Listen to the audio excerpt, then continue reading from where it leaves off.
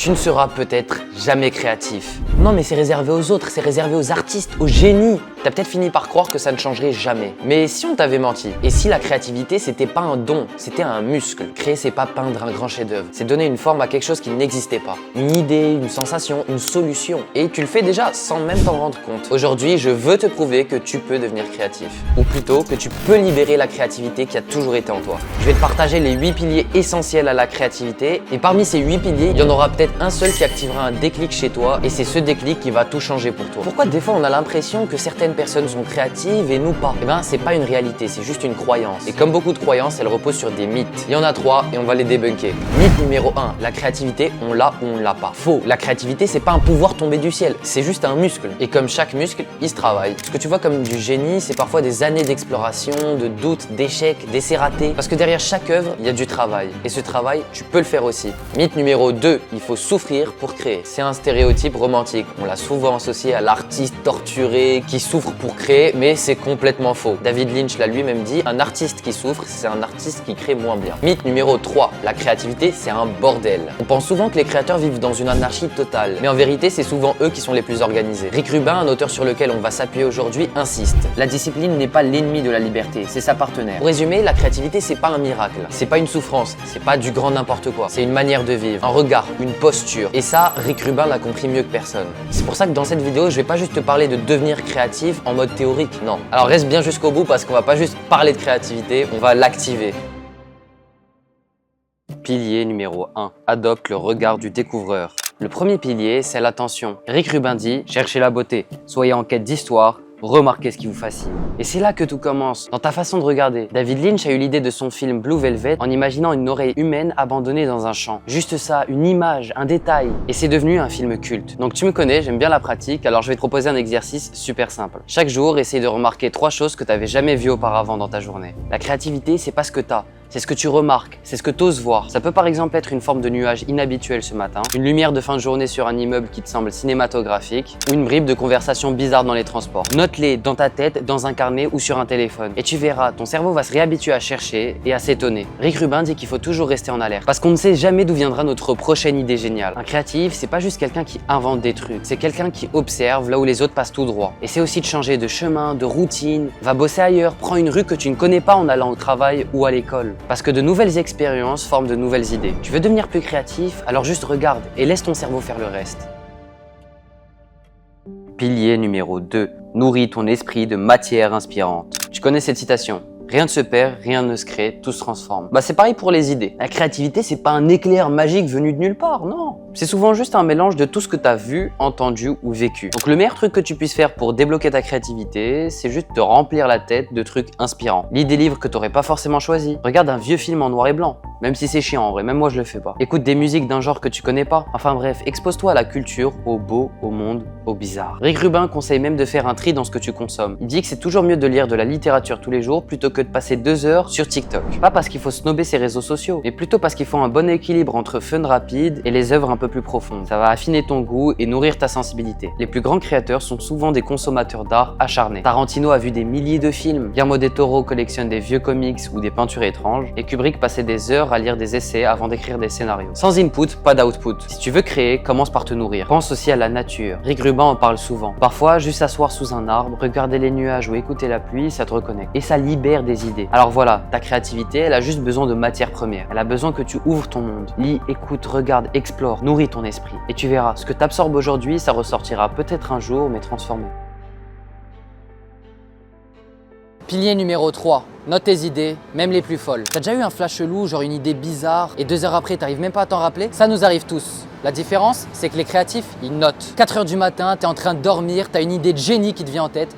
Je sais que c'est chiant les gars, même moi ça m'arrive, mais je me réveille, je prends mon téléphone et je le note. Et je vous jure que sur mon téléphone, il y en a des centaines des idées comme ça. David Lynch le dit super bien. Une idée, c'est comme un poisson qui saute hors de l'eau. Si tu tends pas la main à temps, il retombe. et peut-être que tu le reverras jamais. C'est poétique, mais aussi très vrai. Si tu veux devenir créatif, commence par attraper ce qui te traverse dans la tête. Même si c'est flou, même si c'est nul, même si tu n'y crois pas sur le moment. Que ce soit une phrase, une idée mentale, un concept, une musique, peu importe. Note tout. Carnet, papier, note sur ton téléphone, peu importe le format. Ce qui compte, c'est de capturer à chaud, sans filtre. Parce que ce que tu crois inutile aujourd'hui, ça peut devenir une idée de génie demain. Tu sais pas quand ni comment toutes ces idées vont te servir, mais crois-moi, elles en valent toute la peine. Rick Rubin lui aussi incite dessus. Sois prêt à tout moment à noter ou enregistrer une pensée fugace. C'est un réflexe à développer, un automatisme. Au bout d'un moment, tu vas te retrouver avec un carnet blindé, comme moi. Et le pire, c'est que 90% de ces idées, elles ne te serviront jamais. Et c'est pas grave, le but, c'est juste de dire à ton cerveau, je t'écoute.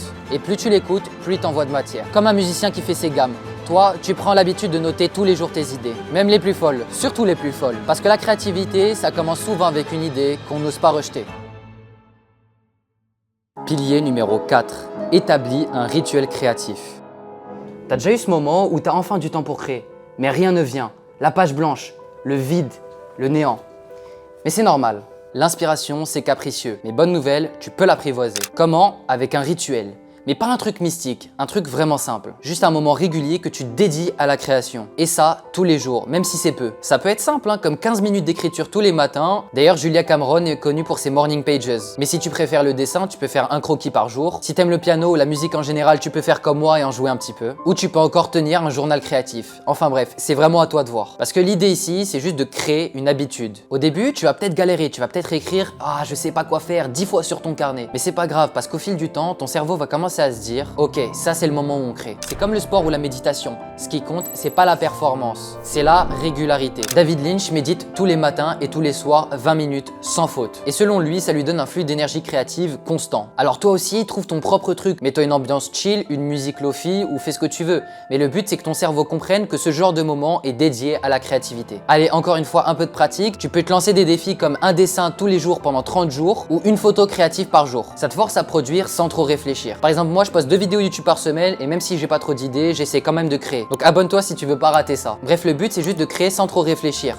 Ça crée une habitude, ça crée une constance. Pourquoi? Parce que quand tu crées tous les jours, tu te permets de faire des trucs un peu ratés. Et c'est pas grave. Tu muscles juste ton cerveau à être libre, brut et spontané. Et ce que tu trouves nul aujourd'hui, tu vas peut-être le relire dans une semaine et te dire ah, mais là, il y a vraiment une bonne idée. Allez, dans cette partie, je te donne une dernière technique pratique qui est exceptionnelle et ça s'appelle l'écriture à contrainte. C'est super simple. Tu donnes une règle chelou, par exemple écrire sans la lettre E et tu te forces à écrire dans ce cadre. Pour l'écriture, ça peut être par exemple écrire un livre sans la lettre E, mais tu peux aussi l'adapter pour la musique, par exemple écrire seulement sur 2 octaves ou encore au cinéma en te forçant à faire un scénario ou un film avec énormément de contraintes. Ça peut être de créer une histoire dans une seule pièce avec 2 personnages maximum et faire des dialogues seulement avec des questions. Et tu crois que ça va te brider, mais en fait, ça te libère. Parce que ton cerveau, il est focalisé sur le jeu, il est même pas focalisé sur la création. Il va essayer de trouver des solutions et ce, en explorant des chemins auxquels tu n'aurais jamais pensé. Et pour ceux qui trouvent que c'est inutile, comme je vous l'ai dit tout à l'heure, il y a un écrivain français qui a écrit un livre entier sans la lettre E. C'est Georges Perec et le livre s'appelle La disparition. C'est assez ouf. D'autant plus que la lettre E, c'est la lettre la plus utilisée dans l'alphabet. Les contraintes, ça donne un terrain de jeu.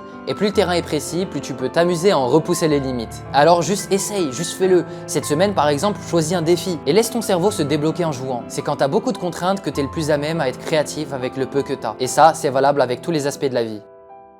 Pilier numéro 5. Accepte l'imperfection et l'échec. On va pas se mentir, la peur de mal faire, c'est souvent le plus gros frein à la créativité. Tu veux écrire une histoire, mais tu te dis « Ah non, ça va être nul ». Tu veux dessiner, mais tu vois tous ces artistes qui sont trop forts sur Insta et tu te dis « Ça sert à rien ». Alors, tu fais rien et tu bloques. Mais si tu veux créer, faut que tu lâches ça. Vraiment, tu dois t'autoriser à faire du mauvais art. Ouais, sérieusement. Parce que ce que tu fais aujourd'hui, même si c'est maladroit, flou, mal agencé, ça peut devenir une pépite demain, revisitée, retravaillée. Tous les grands artistes ont une montagne de trucs ratés derrière eux. Kubrick, il a abandonné son film sur Napoléon. Pas parce que c'était nul, mais juste parce qu'il était pas prêt à le faire. C'était pas le bon moment. Mais c'est pas un échec, c'est juste un pas de côté. Coppola, il a fait Jack, un flop monumental. Et pourtant, il a continué, il s'est relevé. On ne lit jamais les carnets créatifs des géants. On voit juste le produit fini, mais derrière chaque chef-d'œuvre, il y a des doutes, des ratés ou des brouillons moches. Et tu sais quoi? C'est normal. La créativité, c'est pas linéaire. C'est des tentatives, des pistes, des échecs, mais aussi des renaissances. Alors je vais te donner une astuce super simple. Sépare le moment de création du moment de critique. Quand tu crées, ne te juge pas. Ne t'arrête pas à chaque phrase pour corriger. Laisse sortir à chaud, tu éditeras plus tard à froid. Mais sur le moment,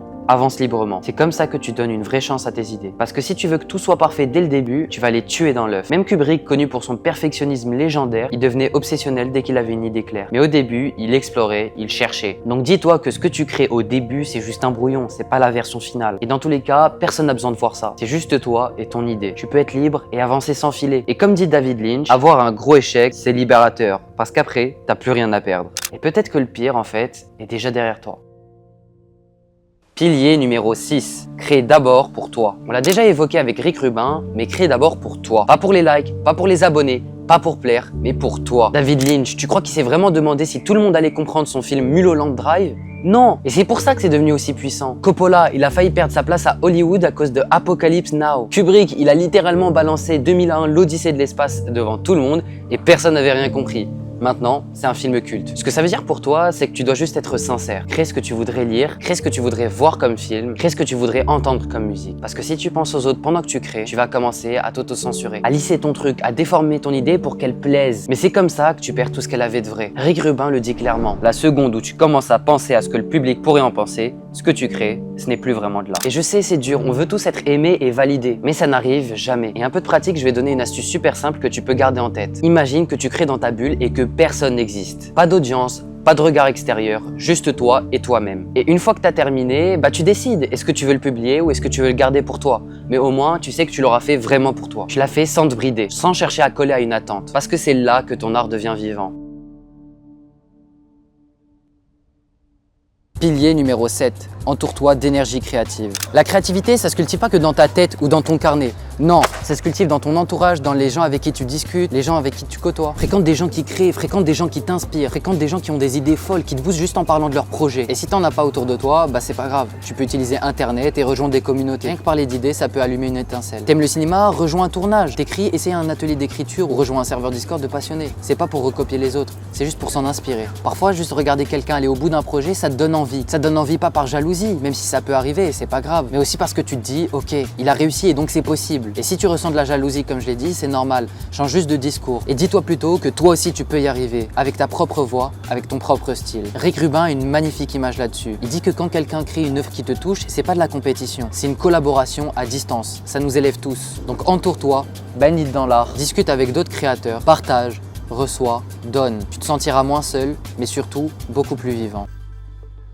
Pilier numéro 8. Bon, il n'y en a pas, mais c'est juste des petits hacks pour te débloquer. Ok, t'as tout testé, t'es toujours bloqué. Pas grave, parfois faut juste ruser un peu avec soi-même. Alors voici quelques petites astuces personnelles que j'utilise souvent et qui m'ont sauvé plus d'une fois. Le premier truc, c'est de brainstormer avec un ami ou avec ChatGPT. Bon, je dis ChatGPT, mais il y a plein d'autres IA qui sont super bien. Si t'as pas d'idée, ouvre un chat et écris « Donne-moi 10 idées pour 3 petits points ». Et là, tu dis ce que tu veux. Parfois, il y en a 9 qui sont nuls, mais il y en a juste une qui va te plaire et c'est celle-là que tu vas creuser et qui va te redémarrer. Le deuxième conseil, c'est soit de changer le décor, soit arrêter un petit peu. Si t'as le cerveau en feu, va faire une pause, fais autre chose, va marcher, appelle un pote. Juste change d'air. Je te jure que des fois, arrêter de se creuser la tête pour aucune raison, ça va peut-être te faire prendre un peu de recul sur la situation où t'étais. Le troisième mini conseil, c'est demander à tes proches. Cette vidéo, par exemple, j'en ai parlé avec mon père. Et en discutant avec lui, j'ai remarqué qu'on avait des techniques en commun, des façons de penser que j'avais jamais formalisées. Résultat, j'ai enrichi le script grâce à lui. Il m'a donné des idées supplémentaires pour rajouter des informations dans la vidéo. Et franchement, ça m'a bien aidé. Parce que parfois, on a les réponses, mais dans notre entourage. Quatrième conseil, et c'est le dernier, des fois, sois patient. Mais vraiment patient. Ça paraît bête, ça paraît cliché, je sais, mais parfois t'as juste besoin de temps. T'as l'impression d'être vide, c'est peut-être que tu l'es vraiment et que t'as plus d'idées. Des fois ton cerveau doit arrêter de réfléchir et doit juste un peu recharger. Ça va revenir, faut pas forcer. Et voilà une panoplie de conseils. Ça fait beaucoup? C'est pas grave. Prends-en un ou deux qui t'ont vraiment marqué et essaye de les appliquer le plus tôt possible. Et souviens-toi, chacun avance à son rythme. Certains ont besoin de silence, d'autres de bruit, de musique, de mouvement. Trouve ton terrain fertile et commence. La créativité, c'est pas un luxe, c'est pas un hobby d'élite, c'est un élan vital. Elle est dans les grottes préhistoriques, dans la cuisine que t'improvises, dans les blagues que t'inventes, dans les solutions que tu trouves à des problèmes, parce que créer, c'est juste dire j'existe, j'ai quelque chose à exprimer. Rick Rubin finira merveilleusement avec la phrase suivante. Chaque œuvre, même modeste, résonne du même cri humain, j'étais là. Et non, tout n'a pas été déjà dit. Ta voix à toi, elle est unique. Personne d'autre n'a ton regard, tes intuitions ou ton vécu. Ta créativité peut apporter quelque chose d'irremplaçable. Peu importe que ce soit public ou intime, viral ou invisible. Parce qu'en créant, on se découvre, on devient un peu plus soi-même. Tu veux devenir créatif? Rappelle-toi, tu l'es déjà. Il ne te reste plus qu'à l'assumer. Et la prochaine fois que tu me dis je ne suis pas créative, remplace par cette phrase. Je suis en train de le devenir. Créer, c'est s'autoriser à exister, à ressentir plus fort et à connecter. Alors fais ce premier pas crée. Et tu verras, le voyage en vaut la peine. Merci d'avoir suivi cette vidéo. Elle était plutôt longue à faire, je vais pas vous mentir. Donc si tu es créateur de contenu et que tu veux t'entourer d'une équipe créative, avoir du montage professionnel ou créer des concepts qui sont forts, n'hésite pas à regarder ce qui se fait chez Revodia. Et sinon, tu peux t'abonner, ça fait extrêmement plaisir. Allez, ciao ciao.